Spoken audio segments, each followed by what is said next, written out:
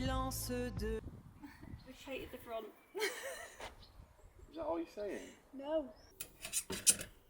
In a chicken and egg situation. Oh, bro. No, you're sliding. Did you bring spoons to a pasta party? Oh, I twisted my ankle going off. I'm getting nervous. So in this episode, we're painting the front of the van. So if you're interested in how it went from this to this, because we forgot to do an intro, that's coming up next. So yeah, have a watch. It's quite interesting.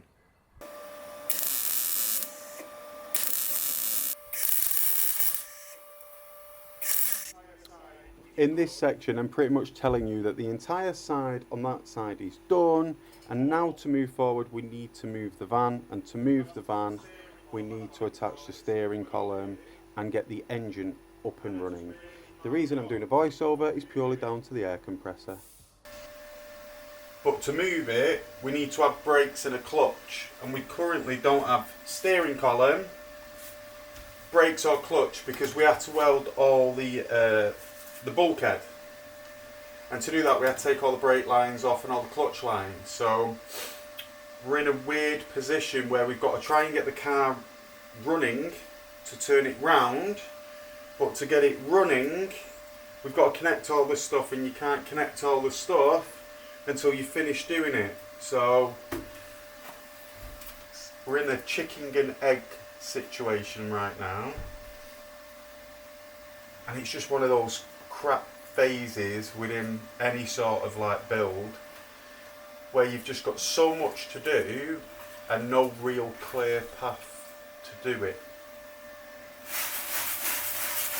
And as Emily tells me all the time, when I start getting frustrated, just do something.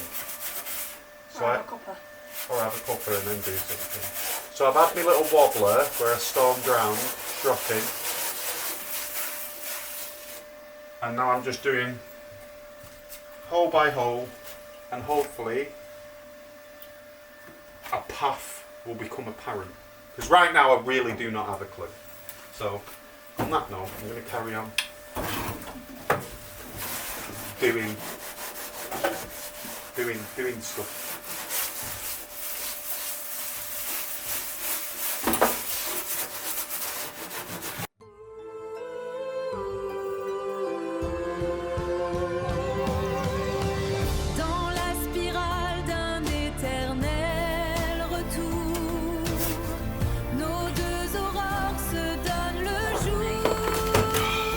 No, don't.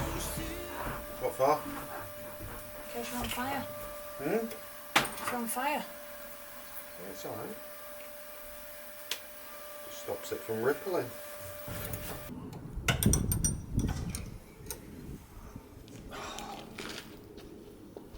Oh, bro. No, you're sliding. Oh. Did you bring spoons to a pasta party? Yeah. So guys, what do you think? I need some encouragement. Wait till you see the next episode. So the van build and this entire side of the channel is to set up for the orchard that we've got. We haven't spoke about it much on the YouTube channel yet because we're waiting for things from the solicitor before we make it official on YouTube. But it's a really exciting journey. So the whole point of this van is we sold our last van to fund buying an orchard in France. We've now bought the orchard in France, but we now need a van to get there. So this van, hopefully, I was very confident until about 2 weeks ago, should be going to France at least by the end of the year. But realistically, we give ourselves 3 months. But there's a lot less metal in the van than we initially thought. Like the front bulkhead, that didn't look like it needed welding, and we welded the entire thing. The actual rear quarters and the sills are the easiest bit. Every single door needs doing. Yeah, A lot. I'm sounding a bit defeated today. I'm not, it's just a lot. And he's hot and tired. And I'm hot, and I'm And he's not ginger, and I'm hungry. Once he's eaten, he'll be better. I won't. You won't. Oh. Cup of tea and a smack on the bum.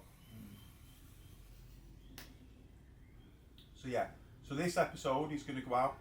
The next episode, hopefully, fingers crossed, we'll be giving you guys a look into the orchard, the vision behind the orchard, where we are so far, and you guys will be following us along for the ride. Everything from getting the final deeds, getting the keys, the first time we see it, because we haven't actually seen the house with our real eyes, we've only seen it virtually on a screen. Yeah. So it could be absolutely amazing, Hopefully. or turn out like the van. No. No. No. So yeah, wish us luck. We're going to eat our dinner now and then we'll crack on.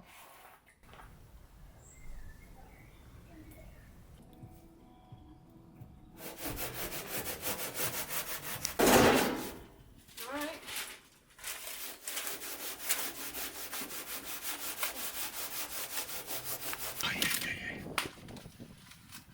So we figured out why the bolt was taking so long. It's because there was a nut on the other end that was spinning. So we were out here for 30 minutes before realising. Now we're going to tape up, ready to get this, potentially this, all sprayed, and this. And the reason we're rushing to do this, as I said before, is because we need the engine running to turn it round. And there's no point plumbing everything back in if the firewall isn't painted. So we're going to go and get that done now. So long day, rush day. Yeah, wish me luck.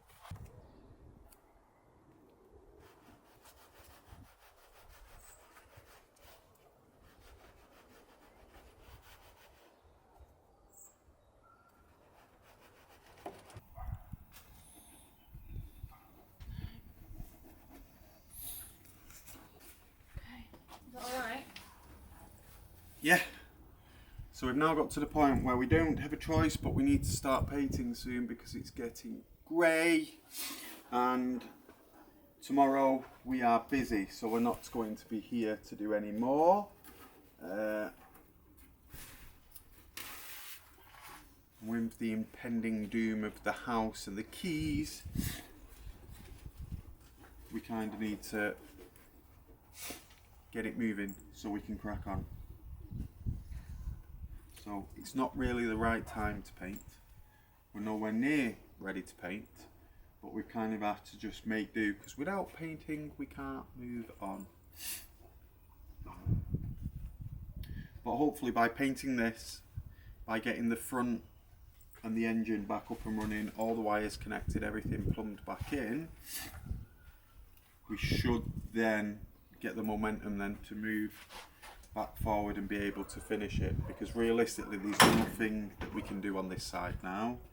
So yeah, the joys of not having a workshop and not being able to keep the entire van taken apart and work on it bit by bit, because obviously it's on the road, which means we want to try and make sure that we don't annoy the neighbours by having something that looks like it should be in a scrap heap. So every time we work on it, we need to make sure we can put it all back together. That itself adds 2 to 3 hours a day, whereby we need to stop early so we can put the van back together, put everything back in the garage.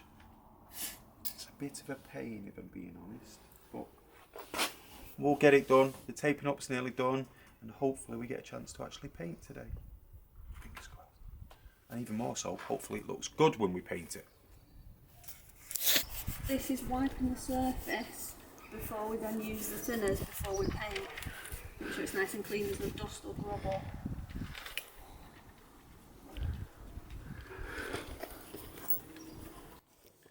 Doing a good job, isn't she? So now do you want to come with me while I mix up the Raptor?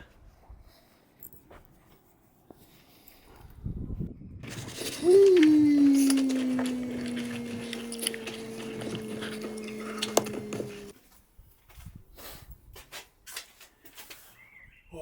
been a long day. It's very warm.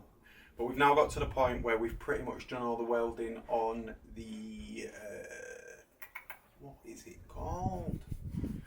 Oh, the firewall, the bulkhead, the bit in between you and the engine. It's all been welded now, it's all been sanded. Emily's just doing the tack cloth and the degreaser. We've decided we're going to do around the window frame with Raptor as well. Purely because they seem to be so prone to rust on the front end. The Raptor has got like fiberglass in it because it's designed for the beds of trucks. And I've used it on my last truck underneath, on my last camper van underneath, and I've also used it on my American trucks, and honestly that thing is rock hard. And it gets rid of so many imperfections. We're not spraying the entire van with it. We're doing from the sway line down. The rest of the damn van will be done in proper gloss paint. Well, it'll be done in 2K, not 2K direct gloss, because I don't like that. So what I'm going to do now is I'm going to show you what colour the van is going. Come over here. You ready to have a look?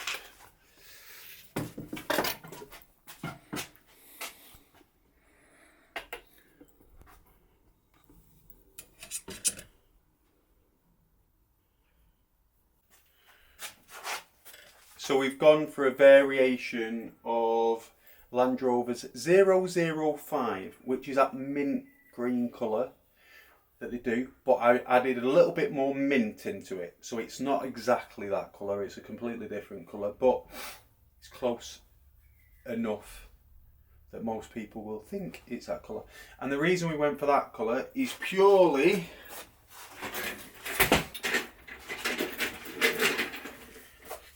down to the fact that it's a really old van and only certain colours look as retro as the van is. So one of those is a pearl green, pastel green. So that's what we have gone for. Hopefully it looks good. We'll find out in about 2.3 minutes whether it's going to look good, because like I said, we're doing the window surround, we're doing the back of the engine bay. Yeah, so I'm a little bit nervous because although Raptor is absolutely amazing, once it's on, it doesn't like to come off. So if you don't like the colour, you're kind of screwed. But we've gone for the traditional gun rather than the pro gun. So there's two guns when you do Raptor, and you've got a traditional Schultz gun, and then you have the Raptor Pro gun, which I have actually got somewhere. The problem with it, I've had it for years. I've used it on multiple vans, multiple vehicles, and honestly, it's so inconsistent now. It's one of those that, because it's got so many adjustments, that if you don't paint everything at once, it's very hard to get that adjustment back. So I've gone back to an original Schultz gun because these are limited. So as long as this is the same, which it is anyway, so I've pushed it all the way out to the threaded section, so can't really mess that up. Then the only thing you really have to do is stick to the same amount of colour per pot. I've gone for 100ml of colour, that's what I'm going to put in. It says 10%, 10% is roughly 70 something mil.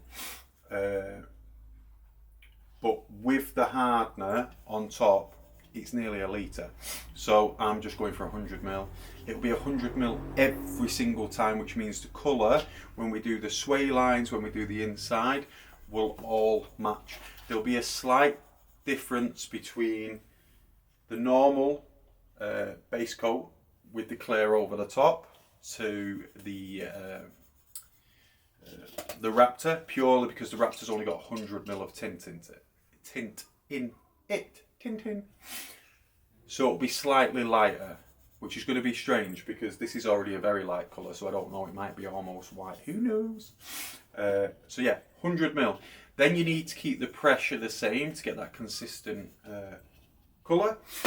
I've gone for 40 psi, which is on the lower end. Normally you can go all the way up to 60.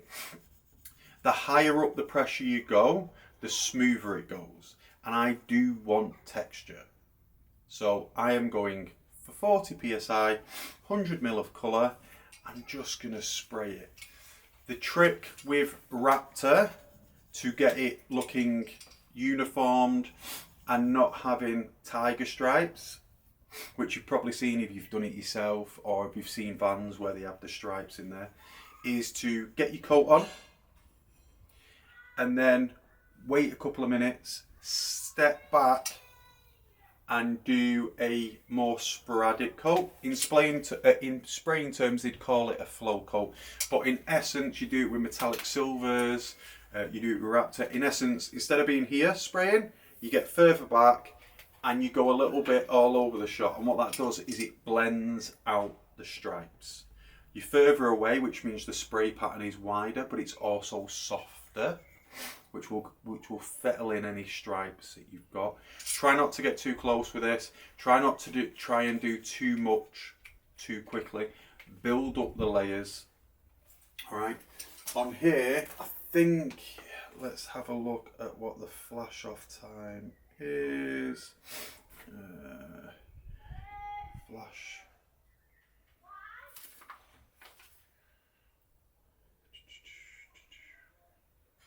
Touch dry, flash off time. So the flash off time is 60 minutes. Okay, so that's 60 minutes between coats. The flash off time essentially means the outer layer is hard enough that you're putting on a second layer and it's building. Okay, so you've got one layer, a bit like a cheesecake. If you do it prior to the flash off time, then all you're doing is that new layer that you've just put on and the lower layer will merge together. It could run. You could get bits where the solvent inside the paint isn't breathing out correctly. In other words, don't do that. Always look at the flash time. In base coat, when you're doing like a 2K clear on top, that's a lot quicker. That's like 15 minutes. All right. Clear coat is about 15 minutes, but obviously this, because it's got hardener in it, and you want that top layer to be hard enough, but not too hard that it doesn't adhere and it doesn't stick. They've said 60 minutes. I'm not going to do 60 minutes. I'm going to probably do 45, and the reason for that, it's really hot and humid today.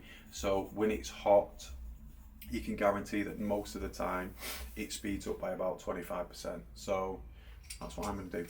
One coat, 45 minutes, go. Yes? You ready to meet me there? Let's go. Ready to get it done? Another thing to say, Emily will have to re-say it if you can't hear me. You can't press, so when you're setting the temperature at the PSI, on these guns they don't have a half shutter. I found that out the hard way. So set it before you put the paint on. You'll have to adjust it as you go in, but at least then it's roughly right. And then crack on.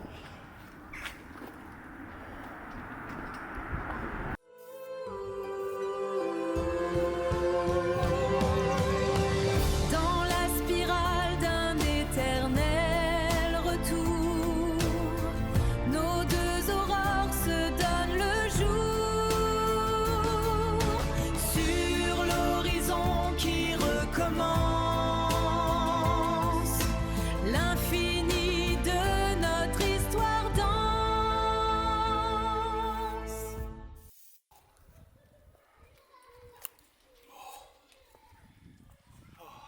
Like that, first coat is done. For an engine bay, it's not really the best stuff because it's really hard to get in the cracks, but so what did you think of that, guys? I think we did alright, didn't we? Yeah, we did. We did a good job. It looks better than we thought it did. It took us all bloody day, but the sunshine was here. And it was that mint chocolate ice cream. And it does look like mint chocolate ice cream. It actually tastes like it too, because I got a bit in my mouth. But now we can plumb the engine back in, so we can turn it round, so we can do the other side. Again. But I think we both decided that we really like the Raptor look. And we weren't gonna, but I think there's a high possibility that the entire van is going to get painted in green. Bar the roof. Chocolate chip Raptor. Bar the roof. That is going Crispy white. white. But thank you for watching. I'm not going to tell you to like and subscribe and comment. But you can if you want. Yeah, you can if you want to, but you don't have to. But thank you for joining. See you next time. Bye. Oh, I twisted my ankle going off. Dans le silence de l'hiver, mon